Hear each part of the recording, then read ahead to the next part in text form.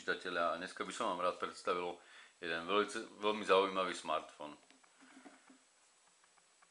Neviem, či tušíte, ale chcem vám predstaviť jeden z dvoch 3D-čkových telefónov, ktoré sa dajú kúpiť alebo zohnať na našom trhu. Áno, tušíte správne a určite ste to už uhádli. Je to HTC Evo 3D, ktorý je ktorého priamym konkurentom je LG Optimus 3D. Čo sa týka výbavy tohto telefónu, tohto smartfónu, treba povedať, že je naozaj špičková. 4,3 palcový displej disponuje rozlíšením QHD, to znamená 540x960 pixelov. Jeho obraz je naozaj výborný a dostatočne zreteľný a dokáže zobrazovať 3D obsah bez použitia okuliarov, čo je fantázia.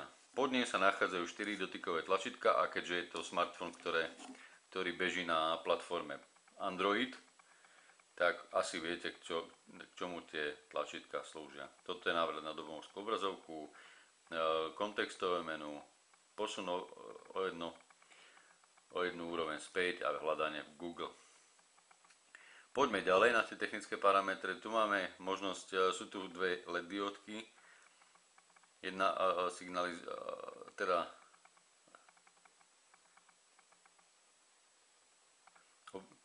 každá z nich má za úlohu signalovať nejaký určitý stav. Vedľa nich vpravo je 1,3 megapixelová kamera.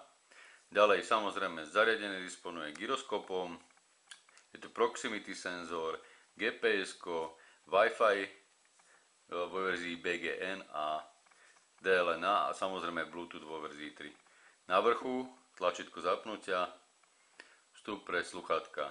Na ľavej strane nájdete micro USB port, na spodu len vstup pre mikrofón a dierku na osadenie šnúrky na krk. No a na pravej strane je všetko ostatné, to znamená kolískový prepínač pridávania hlasitosti, ďalej posuvný prepínač fotoaparátu pri zmene režimu na 2D alebo 3D a samozrejme spúšť. Ak zapnete na 3D, fotia obidve šošovky fotoaparátu, samozrejme za zhoršenej viditeľnosti sa automaticky aktivuje LED blesk. V tomto režime má fotoaparát rozlíšenie 2 megapixely. V 2D rozlíšení alebo v 2D režime má rozlíšenie až 5 megapixelov. Poďme sa ešte pozrieť dovnútra. Ináč tento kryt je samozrejme plastový, ale čo je jeho výhoda, je pogumovaný. Čiže zariadenie sa nešmýka, dobre sa drží v ruke aj napriek svojej veľkosti. Nie je to žiaden kolibrík, to vám môžem povedať. Telefón váži 170 gramov a nosí to po vreckách je niekedy dosť obťažné. Zabere to celé vrecko. Dobre, poďme ďalej. Tu máme slot pre microSD kartu pod SIM kartou, samozrejme SIM karta, batéria. Za intenzívnej prevádzky vám vydrží maximálne 2 dni. Pri trošku slabšom, len občasnom použití sa s tým dá so zavretými očami vydržať až 3. deň, až 3 dní, tak aby som bol konkrétny. Čo sa týka operačného systému, už som spomínal, že je to zariadenie postavené na báze Android s nadstavbou klasických HTC Sense, tak ako sme zvykli u tejto značky vydať.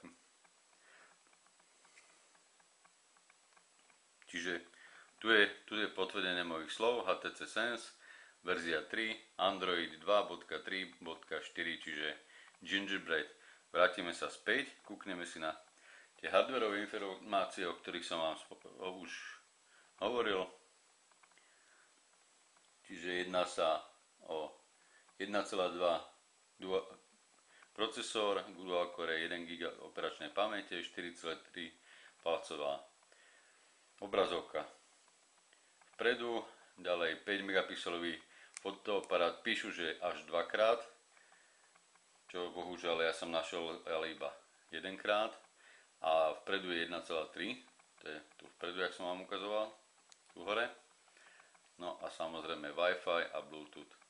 Ináč zariadenie obsahuje samozrejme GPS, príjimač, gyroskop, elektronický kompas a v základnej výbave softwarovej samozrejme nájdete všetko to, čo ste u Androidu zvykli vydať, a pokiaľ by vám niečo náhodou nestačilo, stačí si to stiahnuť z netu alebo teda z Android Market, a kde toho nájdete nepreberné množstvo a hlavne zadarmo.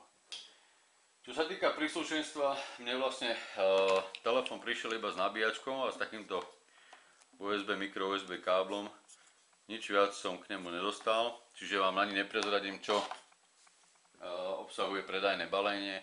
Ja som s týmto telefónom a jeho konštrukciou bol veľmi spokojný. Aj keď zariadenie je pomerne ťažké, táto pogumovaná zadná strana spôsobuje to, že telefón sa veľmi dobre drží v ruke, a keď si všimnete aj takto, je pomerne úzky. Čiže je to taká placka, by som povedal. Najviac sa mi aj tak páčilo to, ako spolupracuje operačný systém s hardverom, pretože tá rýchlosť toho systému je neskutočne rýchla. Niekedy máte pocit, že to je až moc rýchle. Samozrejme dotyková obrazovka je naozaj, reaguje na akýkoľvek dotyk, blesku rýchlo a nemá žiadne opozdenie. Ešte som vám chcel ukázať 3D obrázky, ktoré som sa pokúšal nafotiť. Samozrejme musíte brať ten obrázok z rezervou, pretože kamera, na ktorou to natáčam, nie je 3D, čiže aj ten výsledok bude nejak taký trošku skreslený. Najlepšie by to bolo asi vidno na 3D monitore, čiže stiahnuť fotku do počítača a pozrieť si ju na 3D zariadení, kde by to bolo určite lepšie viditeľné ako tu. Máte možnosť vidieť, jak zobrazuje ten displej, ako keby prekrýval tie obrázky. Samozrejme môžete natáčať aj video v 3D, tu je len krátučká sekvencia, čo som náhodou omylom natočil. Zase ďalšia fotografia. Ináč fotoaparát na to, že má len 2 pixely, fotí celkom dobre, ešte uvidím, ako to bude vyzerať, keď to hodím do počítača. Každopádne všetky fotky a celú kompletnú galériu nájdete samozrejme v našom katalógu, tak ako ste zvyknutí vydať. Čiže to je na záver. Ja vám veľmi pekne ďakujem za pozornosť a teším sa pri niektorej z ďalších videorecenzií.